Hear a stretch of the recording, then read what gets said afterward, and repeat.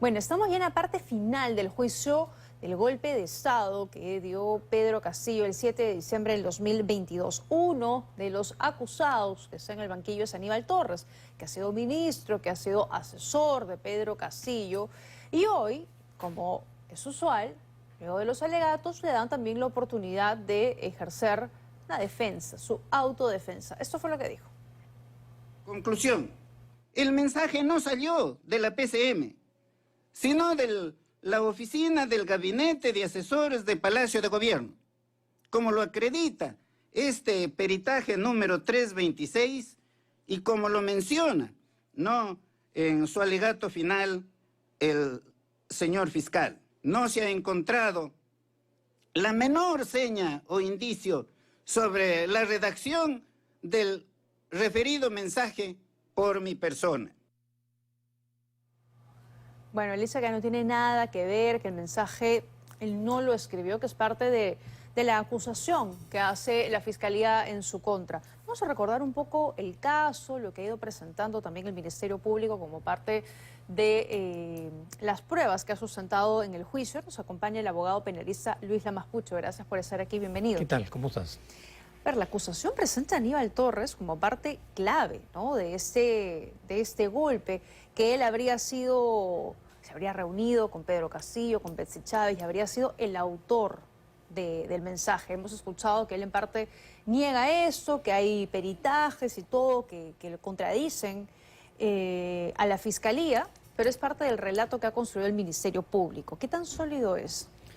Mira, lo que yo percibo es que la defensa se ha diversificado en el sentido de tratar cada uno en la medida de sus posibilidades de librarse de la acusación fiscal, con lo cual Pedro Castillo Terrones queda en medio de toda esta controversia, ¿no? Porque el tema de fondo es si realmente se suscitó o no suscitó el delito de rebelión, el golpe de Estado. De manera periférica está si los que están siendo objeto de la acusación en la periferia también habrían participado o no habrían participado. En esa línea de análisis el doctor Aníbal Torres asume una actitud estratégica en el sentido de no involucrarse en discernir si hubo o no hubo rebelión, que es un tema que le corresponde a Pedro Castillo. Ajá. Y en esa línea de análisis lo que él está planteando es que él no tuvo ningún tipo de participación, sobre todo en el caso de la redacción del discurso, porque lo que sí está totalmente claro y se infiere por una serie de circunstancias es de que Pedro Castillo no tenía la capacidad ni el tiempo necesario para redactar el discurso. En otras palabras, tuvieron que ser otras personas con cierto conocimiento, el manejo de las palabras, los términos, el aspecto legal, algún razonamiento de carácter democrático, para poder darle redacción a esa propuesta golpista que se plasmó en un documento. Y esa labor, me imagino que tomó cierto tiempo desarrollarla. Claro. Además de que quien la desarrolló o quienes la desarrollaron tenían una visión bastante clara del aspecto jurídico. Entonces, lo que primero que hay que dejar en claro es que alguien tuvo que redactar ese discurso. Claro, que Pedro Castillo no lo hizo solo. No, yo no creo que lo haya sido porque, digamos, por la secuencia de los acontecimientos, esto hubiera requerido muchas horas de preparación. Además, de las mismas declaraciones de otros testigos, han manifestado que él tenía sobre su escritorio un sobre en donde estaba la redacción o el discurso redactado. Quiere decir que él no lo había redactado. Y además, como te manifesté, esa decisión de esa trascendencia necesariamente requería alguna fórmula de concertación con otra persona, porque no se trataba de una decisión personal, claro, una decisión que comprometía el gobierno, el Consejo de Ministros y en última instancia la democracia. Entonces no es una decisión individual o personal de un sujeto que de la noche a la mañana redacta un documento y se levanta y dice voy a hacerlo. No, acá había de por medio toda una planificación bastante compleja, ¿no? Ajá, que es un poco también de lo que habla la Fiscalía, ¿no? Dice que hubo roles distribuidos, que Torres escribió el mensaje, que Betsy Chávez se encargó de la prensa y que había otros encargados de la parte operativa, ¿no? Que cada uno tenía un rol establecido para que finalmente ocurriese lo que todos vimos, la lectura de Pedro Castillo del mensaje a la Nación. Claro, además, no solo se requería de la decisión de Pedro Castillo y su entorno, sino que también tenía que tener un respaldo, digamos, militar. Claro. Porque un golpe necesariamente implicaba que un sector de las Fuerzas Armadas lo iba a apoyar. Claro, claro. ¿No? Y esa seguridad que se te estaba brindando era, digamos, el factor que te animaba a tomar esa decisión de leer el discurso. Entonces, ahí de manera previa tiene que haber habido ciertos niveles de coordinación.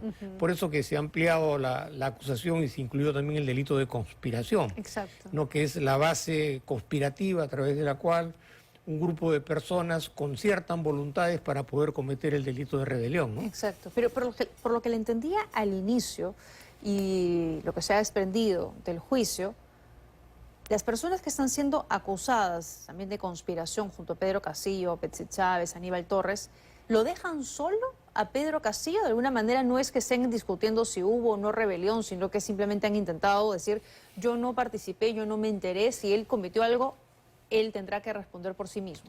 Mira, evidentemente que Pedro Castillo era el que tomaba las decisiones en última instancia, pero... Por el rol que ocupaba de mandatario. Claro, pero en la etapa final, digamos, entiendo yo que cada uno tenía que tomar decisiones sobre el particular. Okay. Y además esas decisiones no estaban solamente vinculadas a los hechos personales de cada uno de los que estaban en el entorno, sino la posibilidad de tener un soporte operativo para que el golpe realmente se concretizara, como que efectivamente incluía todo lo que se manifestaba en el discurso.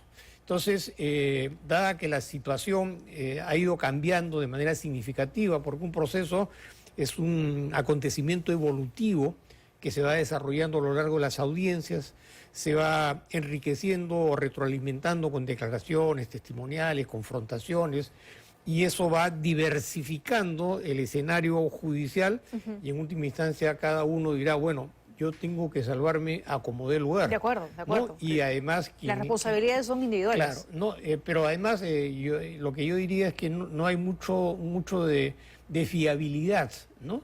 En el sentido de continuar en la brega, en las buenas y en las malas hasta las últimas instancias. No, porque, a ver, Betsy Chávez está asilada por un lado, Aníbal Torres entiendo que por la edad, tiene 82 años y es condenado, no va a la cárcel, ¿no? Bueno, eso tiene que materializarse. El hecho de que se pronuncie una sentencia condenatoria con pena privativa de la libertad no necesariamente significa que inmediatamente la persona octogenaria tiene que ser puesta en libertad. Okay. Eso es un procedimiento que tendrá que suscitarse una vez que la sentencia es objeto de una apelación a la Sala Plena de la Corte Suprema y tendrá que confirmarla. A partir de ahí es donde tendrán que tomarse las decisiones sobre cuál va a ser el curso que va a generar en el caso que hubiera una sentencia condenatoria, como me parece que así va a ser, ¿no? Como parece que va a ser el destino. Hay una fecha clave que es el 7 de diciembre, o sea, fecha en el 2022 en la que se da este mensaje, y en ese año, en el 2025, se cumplen 3 años exactamente. Y es la fecha máxima en la que Pedro Castillo, entiendo, puede estar cumpliendo una prisión preventiva. El fallo tiene que salir antes de esa fecha. ¿Qué pasa si se extiende un poco más? Porque las audiencias todavía no terminan. Lo que pasa es que automáticamente de oficio no se cumplen los plazos. Si bien es cierto, la prisión preventiva tiene un plazo determinado en la disposición o en la resolución que dispuso la prisión preventiva, la ejecución de lo que se establece en esa resolución muchas veces genera otro tipo de controversias. Tanto es así que hay personas que habiéndose excedido en el plazo de la prisión preventiva tienen que presentar un habeas corpus. Sí, porque se han quedado, es verdad, encarcelados. Claro, porque de oficio no necesariamente procede en términos automáticos, ¿no? Ahora, acá también hay un juego político muy importante. Tanto el rol que corresponde a lo que va a finiquitarse con el proceso penal, pero también hay un devenir de contenido político, porque Pedro Castillo Terrones tiene aspiraciones políticas. Él dice, vamos a ver si lo puede hacer, va a postular a las próximas elecciones porque quiere ser senador. Sí, claro. Entonces, y ahí se explicaría una de las razones por las cuales la Subcomisión de Acusaciones Constitucionales ha venido dilatando una solicitud de inhabilitarlo, porque la inhabilitación no necesariamente significa la sentencia condenatoria, es una decisión política, pero el resultado es letal para una persona que tiene aspiraciones políticas. Ya, pero si la sentencia, digamos, se pasa del 7 de diciembre y al final Pedro Castillo es puesto en libertad, creo que todos sabemos que se va a ir a México a asilarse, ¿no? Bueno, yo creo que el escenario, sobre todo en el caso de México, está variando de manera significativa en los últimos tiempos, ¿no? Porque no solamente se trataría de el supuesto intento de asilarse, en el caso que México le diera el asilo, sino que a raíz de lo que ha sucedido con Betsy Chávez, la situación del asilo y el salvoconducto, que es lo que materializa el asilo, se ha quedado en una situación de stand-by. ¿Por qué? Porque no se trata tampoco de un capricho del gobierno del Perú. Si uno lee la Convención de Venezuela, vas a darte cuenta de manera clara y precisa que en el artículo 3º hay un capítulo específico que señala en qué casos el salvoconducto no procede porque es ilícito. Le pido que me espere ahí para poder ampliarlo. Hacemos una rápida pausa y regresamos para que nos explique eso, porque está en stand-by Betsy Chávez, efectivamente, y parece que todavía se va a quedar en esa situación un tiempo más. El gobierno va a ir a la OEA en diciembre todavía a hacer esa consulta. Así que ¿cuál es el futuro de Betsy Chávez, que podría ser también condenada en las próximas semanas? Con eso regresamos. ¿Cómo queda la situación de Betsy Chávez? Ya el doctor Lamas Pucho nos estaba adelantando antes de la pausa respecto a la situación judicial, diríamos, diplomática que ha desencadenado su asilo. México le da un asilo, ella sigue todavía en la embajada mexicana aquí, pese a que ya no hay diplomáticos, todos ya emprendieron viaje. Y Perú ha dicho, vamos a ir a la OEA, vamos a esperar, todavía en diciembre vamos a acercarnos a la OEA, pero usted nos estaba explicando respecto a un artículo que habla de la ilegalidad.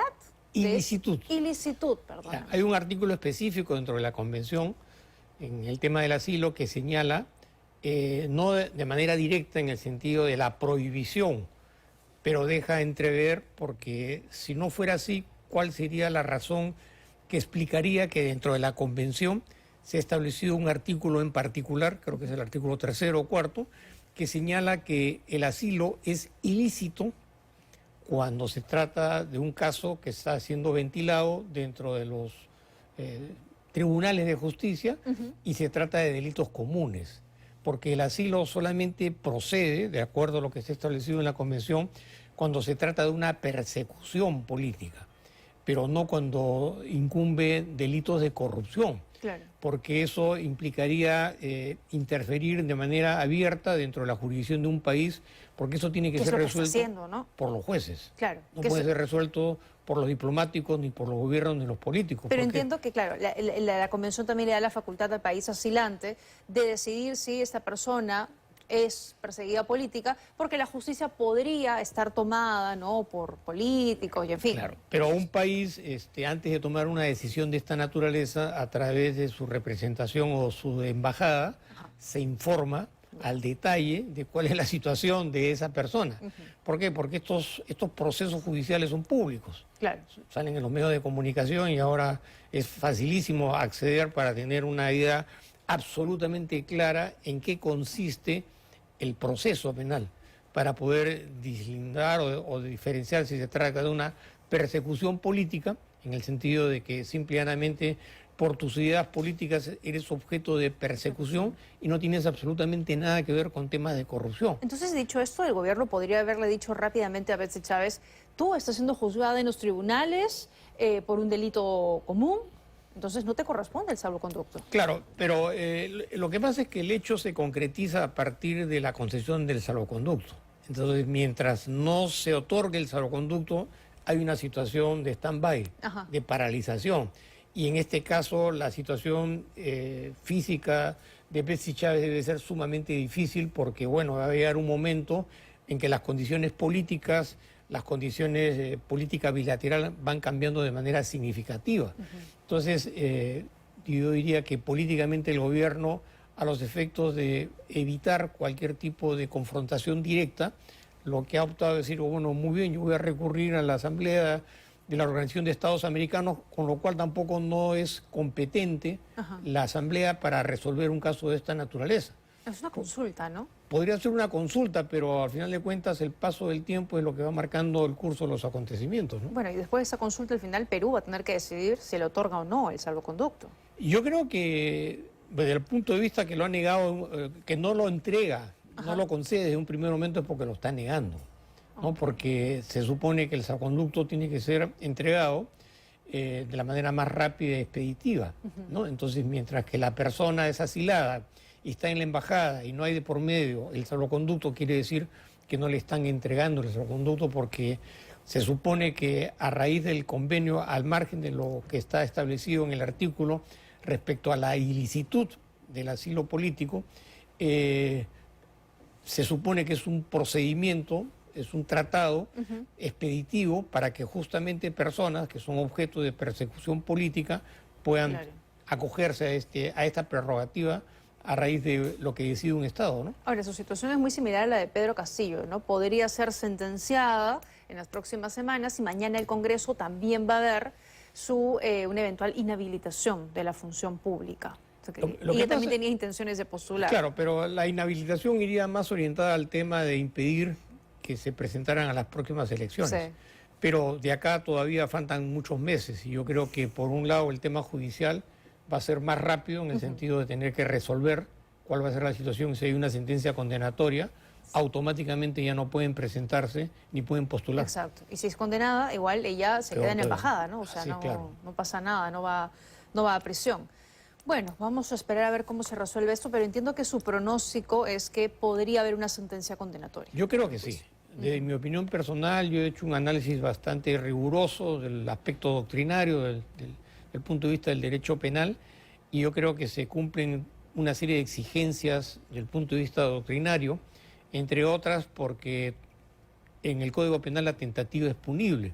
Hay muchas personas que manifiestan que nunca se pudo concretizar el golpe de Estado, y eso no es verdad, porque la tentativa tiene la misma responsabilidad penal que el delito La consumado. conspiración, claro, claro. Muy bien. Bueno, vamos a esperar. Ya no falta mucho para que termine ese juicio. Gracias, doctor Lamas, por habernos Gracias a ti. acompañado. Hacemos